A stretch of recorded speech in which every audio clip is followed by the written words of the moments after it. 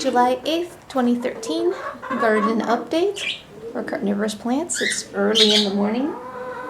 Well, not that early. It's almost 9 o'clock, but it's still cool out in the morning from all the dew. And the nepenthes look really nice. I'm inside the patio. I wanted to show how they're sunlit. They look different from this side. But I'll take you outside and show you what's been going on. Okay, this is the nepenthes bicalcarata. This is the latest picture to open up, and it's really nice and big.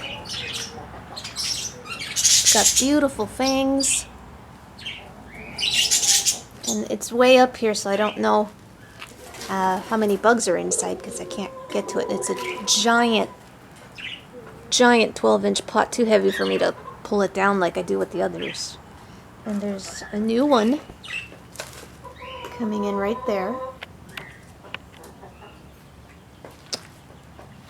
Cassiana is doing very well.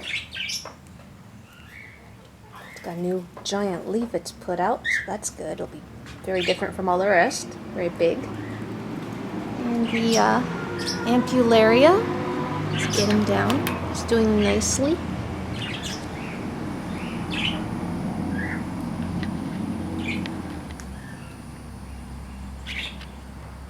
And this is the newest picture it's made.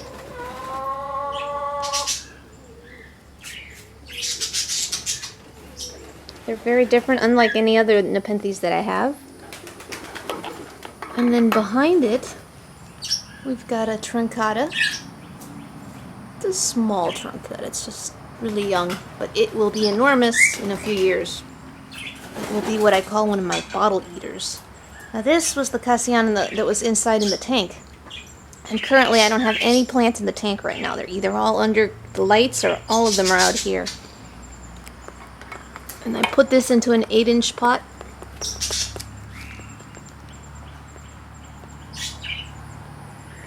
It's doing very nice. New pitcher right there. It's never been outside before, so I think it's going to like it and get used to the sunlight. And then we've got this gorgeous thing. This is a basil I rooted and cut from the parent plant of Miranda. And that's a pretty big picture, and it'll get even bigger than that once it makes new ones. Can't wait for this hybrid to start making. This is Ventricosa crustibuensis merrilliana, and it should make some gorgeous pictures. It's kind of slow though. Red leopard again, doing well as always. And then this new guy, I think this is mixta, and the parastone hasn't flattened out all the way yet. That should be nice and colorful.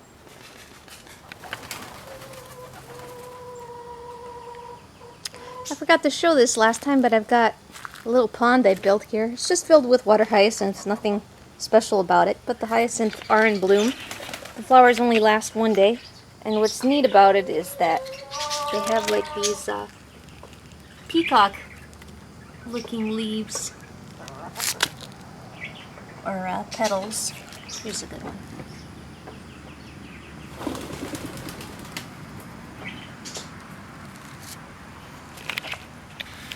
My Lowii cross campanulata.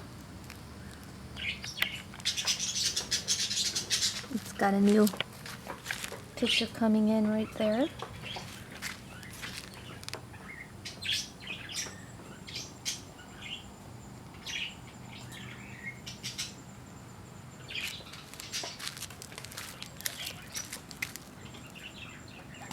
Lowii cross truncata.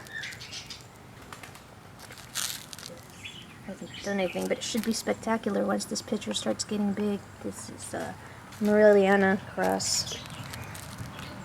Oh, what was this? I forgot.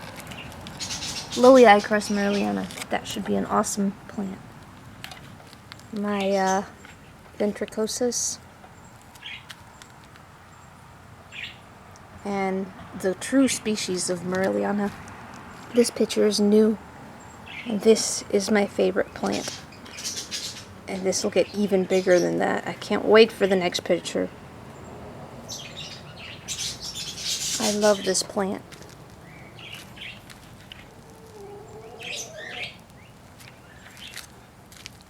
Splendiana. This is a female. And I've moved some stuff around. Here's that orchid I always had a hard time reaching, the Rhynchus stylus. It's upside down.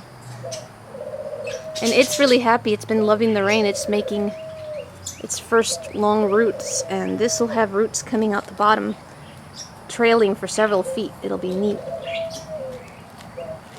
And Alata. This thing catches so many wasps. And then this is the complex hybrid. Doesn't have very many pictures right now. This plant's okay. I love these little dainty unknown green pictures. I wish someone could ID this for me. I really want to know what this is. But it's got basils coming in, so it's forming lower pictures again. And the lower pictures look like they're red mottling. So maybe I'll be able to figure out what this is once the lower pictures come back in.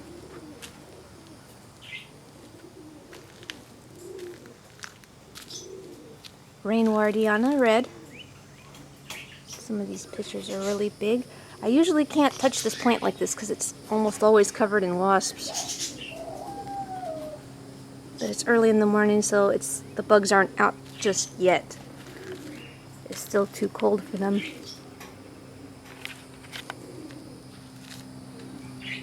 But there'll be lots of bugs out during the rest of the day very soon. Okay, and these nepenthes and orchids are doing well in here. It's a shame I had to cover this with chicken wire, but squirrels are evil. And nothing really exciting to see. The only picture is, let's see, there's one back there. Am I getting it? Yeah. That one. Of a, I forget. It's a common species of lowlander. And I put all those little seedlings that were in the tank. They're out here now. So hopefully that'll help them grow faster. Okay, here's the growth rack. The pumpkins and gourds are growing all through this. I have very few nepenthes left on here. I'm only going to keep a few inside, and maybe I'll transfer them to my tank, which is completely empty at the moment. Got some, like that one back there, that I want to repot and put outside, but I ran out of some soil, soil mix. This one's going to go outside also. It's another trincata. This one's staying in, that one's staying in, and that one might go outside if I have enough pots. I need to get some supplies. So, very few plants left indoors, which is good. They're happier outside, and maybe I'll only bring some in when they have lots of pictures and they could be temporary decorations, and then put them back outside, because unless they're under these lamps, there's just not enough light in the house to grow them as houseplants. And I think that's it for the garden update. The pumpkins have made a few male flowers. I fertilized them for the first time yesterday with fish emulsion, but nothing has really happened, so who knows. Oh, and I forgot to mention, I did plant some gourds outside in the arbor, and they've come up their little tiny buds. See if I'll show that. So let's go back outside. Okay, we're back outside. So some of you may remember this setup from, I think, 2 years ago. This was in 2011 when I had the gourds hanging from this arbor. And this is a cannonball gourd. These are zuccas. They just came up. You can see there's a zucca popping out of the ground there.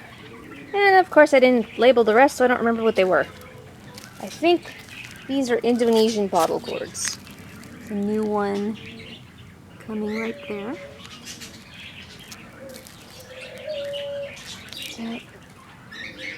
I know I planted some African warty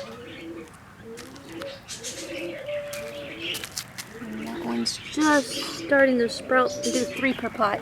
These are big. I mean, they're more than a gallon. They're like huge, huge pots. And like always, I hope they'll grow up over the trellis and hang down and make lots of beautiful gourds. I'm disappointed that once again I didn't label anything and I don't remember what they were. Alright, that's it for the garden update.